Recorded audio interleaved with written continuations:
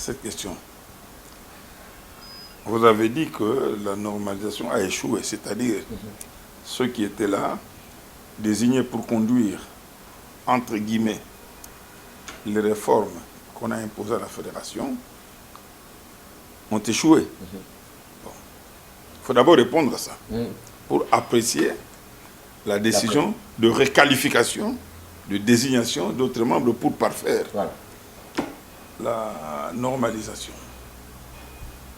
Quand on met en place une structure avec des objectifs cachés, avec des fixations sur des personnes, on oublie facilement l'objectif pour lequel on a été mis en place et on se disperse dans autre chose. Ça, c'est la première des choses. Deuxièmement, quand on met en place une telle organisation, il faut veiller à ce que l'objectif qui était visé soit le seul et seulement seul à être atteint. Quand on met ce genre de dispositions en place et que les composantes, certains parmi cette organisation,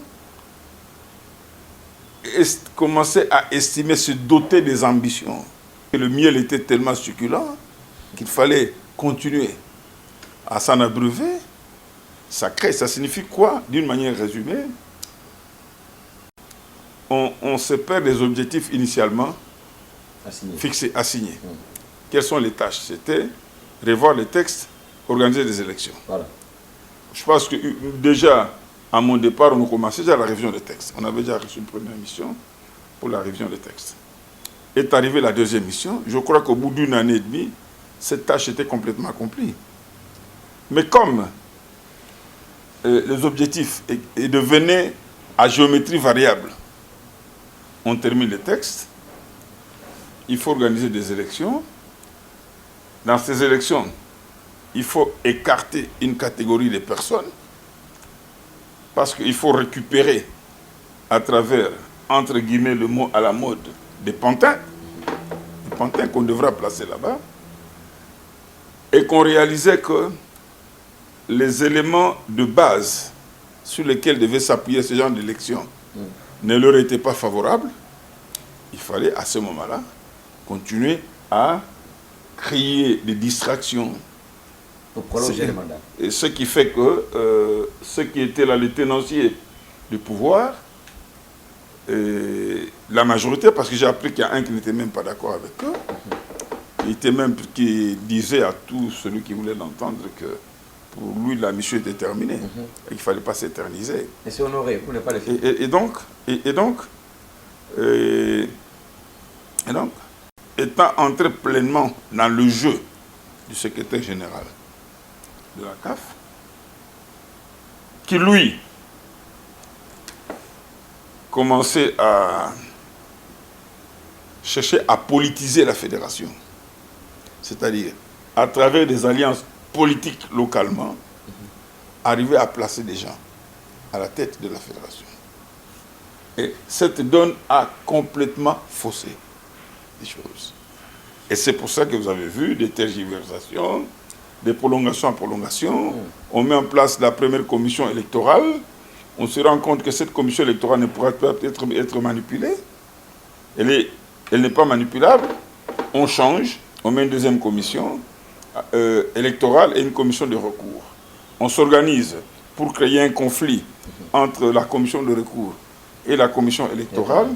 Quand on constate que même la deuxième élection de la commission électorale dégage une certaine indépendance d'action et de pensée par rapport aux impositions, n'est-ce pas, aux orientations du CONOR et de leur maître à penser, on chamboule, on crée des confusions, conflits entre les deux. On fait passer le message à la FIFA qu'il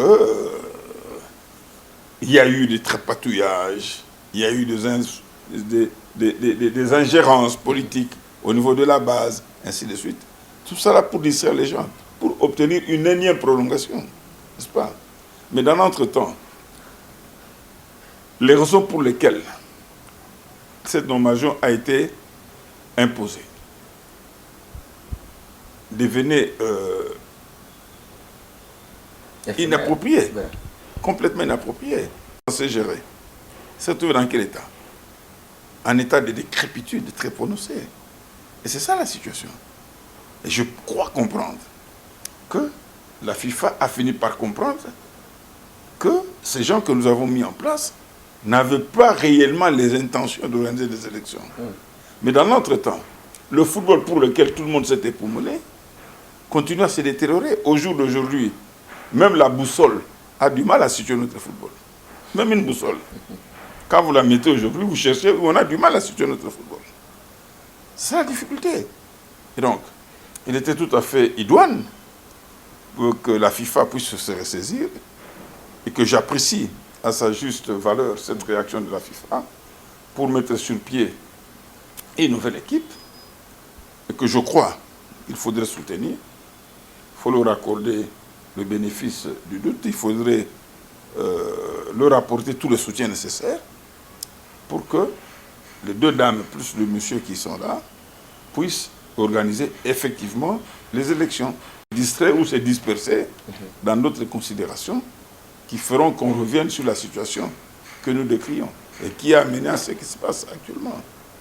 Et donc, je pense que, pour me résumer, il y a eu des dispositions, des décisions arrêtées par la FIFA que je soutiens.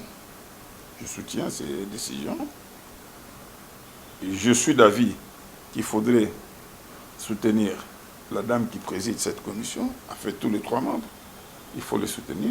Je suis d'avis qu'il faut les accompagner pour qu'ils puissent cheminer d'ici décembre, parce que j'ai lu quelque part que c'est jusqu'au 31 décembre. Voilà.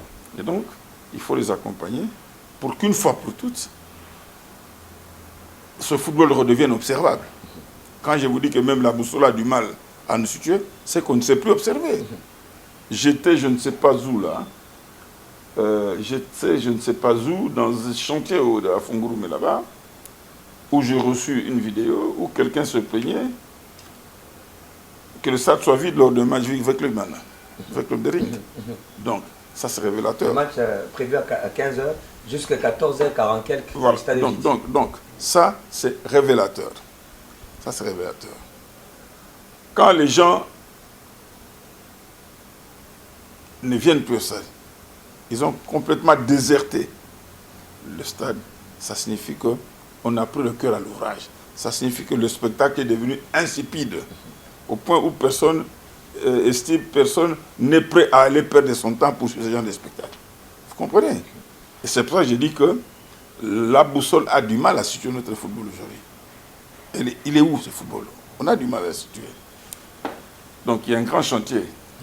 Ce n'est pas le chantier des dames qu'on vient de nommer. Okay. Ce n'est pas leur chantier. Leur chantier principal, c'est organiser les élections. Maintenant, à ceux qui veulent prétendre briguer un poste à la fédération, de se préparer correctement, de préparer un programme cohérent pour pouvoir relever le football congolais.